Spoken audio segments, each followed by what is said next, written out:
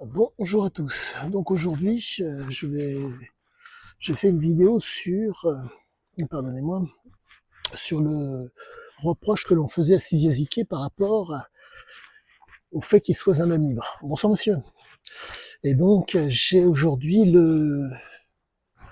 la compréhension neurobiologique, voire même neurophysiologique du pourquoi. Il s'avère que Sizia avait cette particularité d'être donc, en physiologie, vous avez un phénomène. Ce phénomène s'appelle l'expression. Ce phénomène permet à celui qui le vit de pouvoir, entre guillemets, être d'autant plus à l'aise pour pouvoir faire nombre de choses. La chose se présente de la façon suivante. Vous avez donc le fait de pouvoir exprimer quelque chose et le fait de pouvoir l'exercer. Vous pouvez avoir, si je puis dire, la forme et le fond, mais l'un comme l'autre ne peuvent, euh, comment vous dire, ne peuvent être appliqués que si vous êtes en mesure de passer le cap, en amont, de faire la différence. Et force est de constater que cet homme était en mesure, avec des éléments qui, au demeurant de, comment dire, avec des substances, en étant dans un état de conscience modifié, de passer le cap. Pour reprendre cet adage que certains connaissent, l'homme le plus lâche au monde, sous alcool, devient l'homme le plus courageux. Donc je vous laisse imaginer, sous substance, psychotrope, vu que l'homme appréciait énormément cela. Il faut savoir que certains psychotropes agissent sur ce qu'on appelle la petite circulation. Donc, ce qui veut dire que il y a accentuation du rythme cardiaque au niveau alvéopulmonaire. Les alvéoles s'ouvrent d'autant plus, donc accentuation de la accentuation de l'oxygène au niveau des alvéoles pulmonaires, et vous avez une pression artérielle qui est accentuée. Donc un flux sanguin qui est d'autant plus conséquent au niveau des artères, au niveau du cerveau.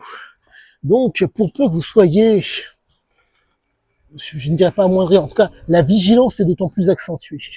Et donc ces éléments physiologiques qui sont communs à tous ceux qui prennent malencontreusement des substances font que vous vous retrouvez là maintenant avec une personne qui est alerte. Si la personne était amoindrie physiquement, en tout cas était fatiguée, la personne se retrouve à être vigilant et alerte. Si la personne était, si je puis dire, un tant soit peu timoré, eh bien voyez-vous, l'émotionnel est en mesure de sauter. Donc en un mot, de timoré peut se retrouver à être agressif. Donc cette capacité, si je puis dire, à ce qu'on lui reprochait d'être en mesure de faire, de cette liberté, il se l'octroyait. Ce qui fait que ni loi, ni droit, ni obligation, juste la liberté, sa liberté. Tout cela a été le fait d'un vécu.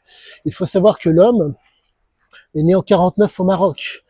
Il y a certes l'enfance, il y a certes l'environnement, il y a même la période de gestation de sa mère.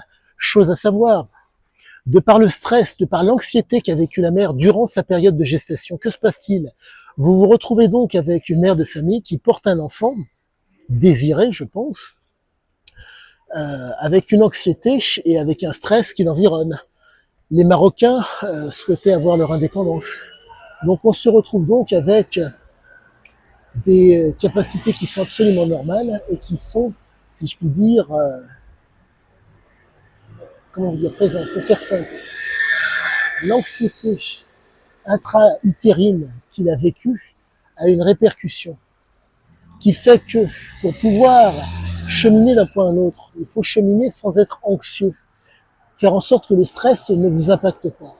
Et la façon de pouvoir faire en sorte que le stress ne vous importe pas, c'est les anxiolytiques.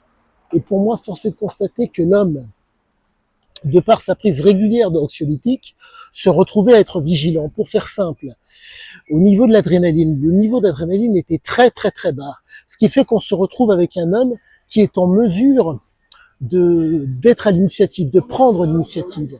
Et j'ai l'intime conviction que tout se tient. Ce besoin, euh, ce besoin de liberté s'explique d'autant plus. Chose aussi qui est caractéristique, pour caractériser cet homme, bon, c'est un ensemble de choses, c'est multifactoriel. On ne peut pas prendre cet homme uniquement sur un seul angle. Il faut le prendre dans sa globalité. Mais quoi qu'il en soit, ce reproche qu'on lui faisait, pour moi, elle fait que, entre parler et avoir les capacités d'agir, il était en mesure de passer à l'action. Et pour que ce passage à l'action se fasse, dans son cas, le fameux état second qui permettait l'expression de ses compétences, Et je pense vous avoir donné le plus gros de mon explication du moment, du jour en tout cas. À bientôt à tous.